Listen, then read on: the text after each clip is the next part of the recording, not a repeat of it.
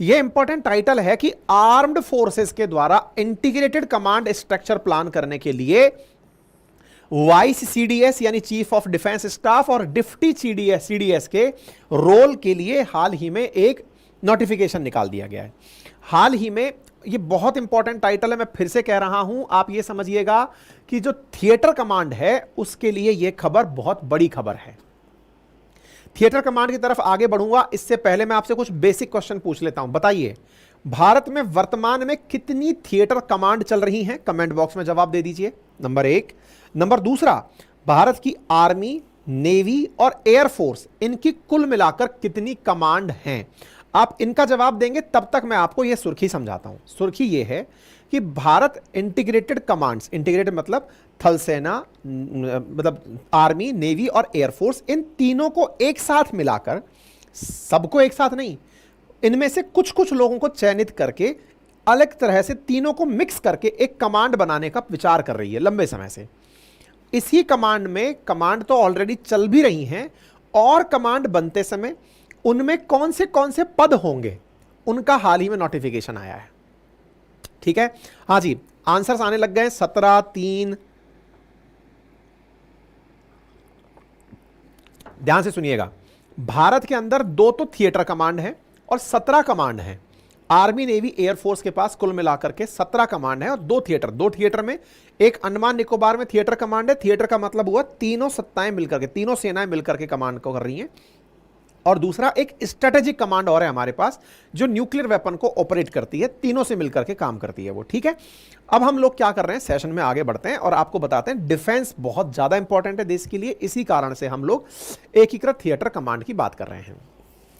एक सवाल और पूछ लेता हूं, चलिए बताइए, वो कौन सी कमेटी थी जिसने सबसे पहले एकीकृत कमांड का प्रस्ताव सरकार के सामने रखा था?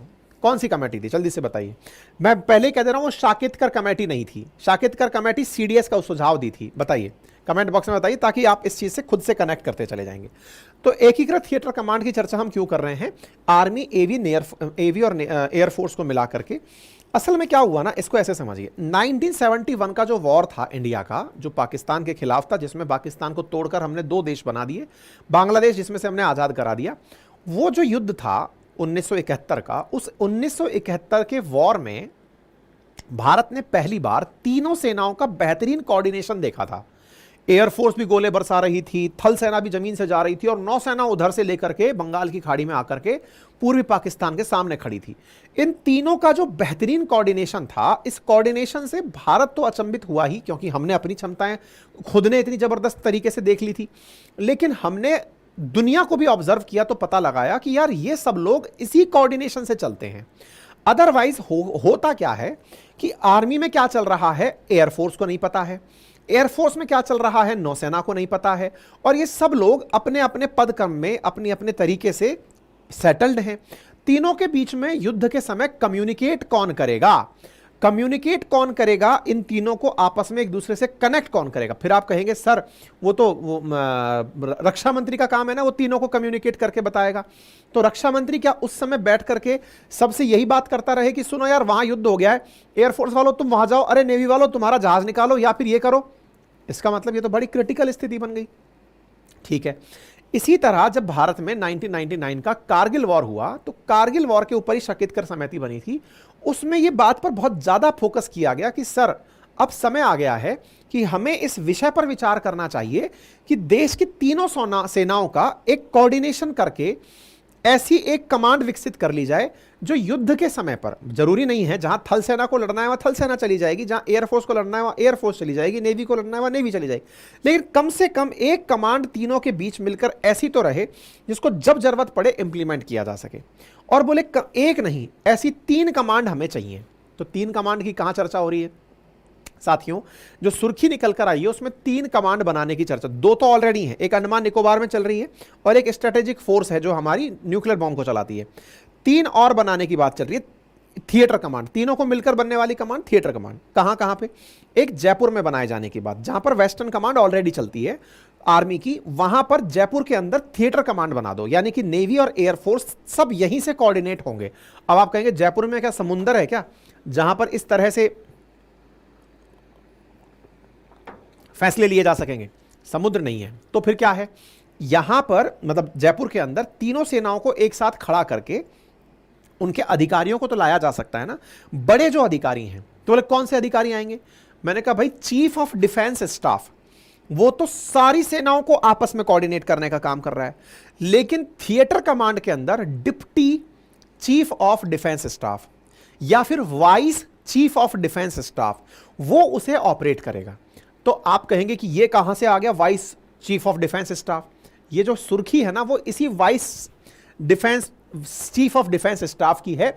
इसी का प्लान आउट हुआ है। अभी पता चला है कि जो जनरल रैंक का आदमी है ना, वो वाइस सीडीएस बनने की योग्यता रखेगा, और जो लेफ्टिनेंट जनरल रैंक का आदमी है ना, वो डिप्टी सीडीएस यानी कि चीफ ऑफ डिफेंस बनने की योग्यता रखेगा।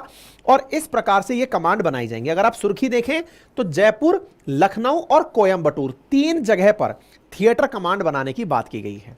ठीक है ना। तो ये प्लान आउट हुआ है। अभी कोई सरकारी सूचना नहीं है कि 3 जगह बनेगा, लेकिन इन 3 जगहों को ध्यान में रखकर ये न्यूज चैनल्स ने खबर कवर की है।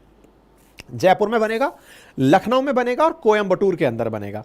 तीनों सेनाओं के लिए एक एक करके यहां पर अधिकारियों को नियुक्त कर दिया जाएगा, जो युद्ध के समय पर अपने अपनी फोर्सेस में सूचनाएं भेज सकेंगे। लेकिन सर एक बात बताओ, तीनों सेनाओं में कोऑर्डिनेशन के लिए यह काम कर तो दिया, लेकिन भारतीय सेना अलग कानून से चलती है, नौसेना अलग से चलती है, एयरफोर्स अलग कानून से चलती है। इनमें अगर थिएटर कमांड में किसी व्यक्ति ने कोई ऐसी गुस्ताखी की तो फैसला कौन लेगा? ये तीनों लोग यहां पर आएंगे, डेपुटेशन पे आएंगे, कि फैसला कौन लेगा? इसके लिए बकायदा भारत ने वर्ष 2023 में एक डेडिकेटेड कानून पारित किया कि इन तीनों सेनाओं को किस तरह से लेकर चलना है। ठीक है ना। तो तीनों सेनाओं के लिए एक डेडिकेटेड कानून है। इंडिया की सुरक्षा के लिए हम इस चीज की प्लानिंग कर रहे हैं। ठीक है।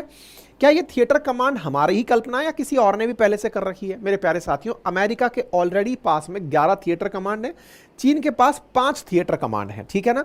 अमेरिका अभी कुल मिलाकर 11 थिएटर कमांड रखता है, जिनमें से 6 पूरी तरह से दुनिया को कवर करती हैं। ऐसे ही चीन के पास 5 थिएटर कमांड हैं। आप इसका अंदाजा इससे लगा लीजिए कि भारत से जो बॉर्डर चीन का कनेक्ट हो रहा है, उसको कंट्रोल करने के लिए चीन ने अपना पश्चिमी थिएटर कमांड यूज किया हुआ है। वो भारत के साथ बॉर्डर को हैंडल करता है। ठीक है। इसी की जिम्मेदारी है वेस्टर्न थिएटर कमांड की कि भारत के साथ बॉर्डर को हैंडल करे। आप इधर देखिए, ये रहा वेस्टर्न थिएटर कमांड, जिसके माध्यम से ये इंडिया, नेपाल, बांग्लादेश इन सबको हैंडल करता है। इस तरह से इनके यहां पर 5 थिएटर कमांड है, जो पूरे देश को बांटकर चीन के अंदर चल रहे हैं। ठीक है। इन्होंने ये कार्यक्रम कब किया? 2016 के अंदर ही इन्होंने सबसे पहले इस तरह की चीजों का एग्जीक्यूशन किया। Western theatre command, southern theatre command, इस तरह की कमांड इन लोगों के द्वारा बनाई गई थी। ठीक है। ऐसे ही अमेरिका 6 थिएटर कमांड से पूरी दुनिया को रेगुलेट करता है, 11 थिएटर कमांड बनाकर चलता है। यही कारण है कि भारत भी अब इस दिशा में आगे बढ़ रहा है। यही सुर्खी आपके सामने निकलकर आती है। ठीक है। तो हम लोग क्या करने वाले हैं? थिएटर कमांड को आगे बनाने वाले हैं। चलिए, क्या हमने इसके लिए कुछ किया था? क्या बिल्कुल किया था। क्या किया था?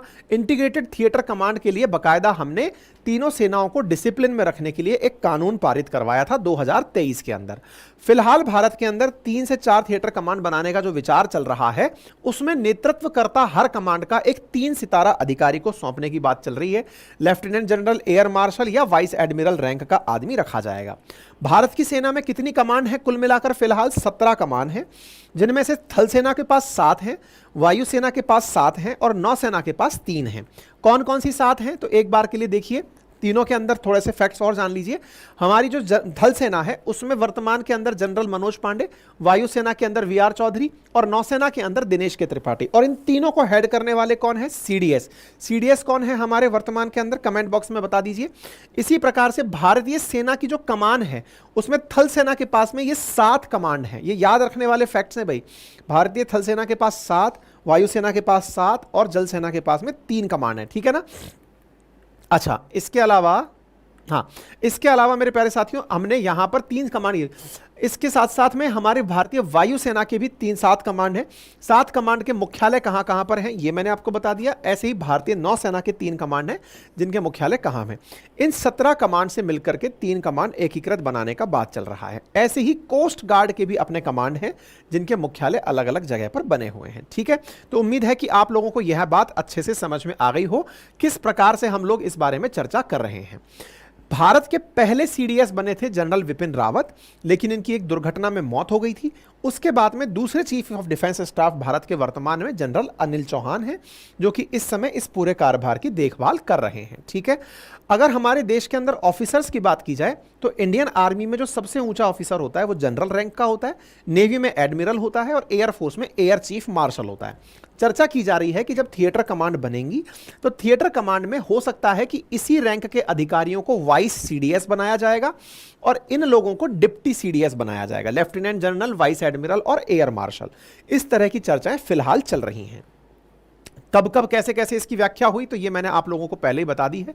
प्रधानमंत्री नरेंद्र मोदी ने इसके बारे में लाल किले की प्राचीर से कहा था कि हम लोग कुछ ऐसा करने का प्रयास कर रहे हैं कि सेनाएं इंटीग्रेट होकर के काम करना शुरू करें, और उसी क्रम में हमने सीडीएस विपिन रावत की नियुक्ति हुई थी, जो 2021 में एक दुर्घटना के शिकार हो गए थे। ठीक है, जनरल विपिन रावत के बाद में फिर इस काम पर और आगे बढ़ते हुए वर्ष 2023 में कानून आया जिसका नाम inter services organisation command control and discipline bill 2023 था, जिसके तहत यह निर्धारित हुआ कि अगर इन तीनों सेनाओं से लोगों को लेकर थिएटर कमांड में डाला गया और थिएटर कमांड में डाले गए ये लोग अगर किसी प्रकार से कोई भी डिसिप्लिन फॉलो करने में गलती करें तो उन पर किस प्रकार से एक्शन लिया जाए। क्यों कहा गया?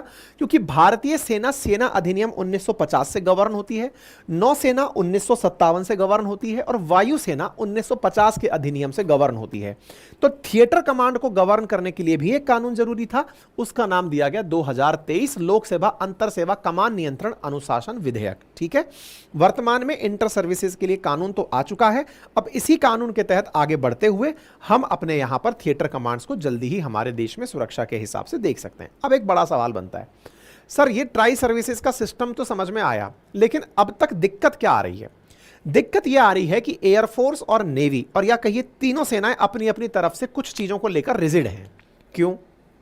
एयरफोर्स का कहना है, जैसे आपके दिमाग में अभी आया कि नौसेना सोचेगी कि मैं जयपुर में क्या करूंगी या लखनऊ में क्या करूंगी, मैं जहाज लेके तो जाऊंगी नहीं।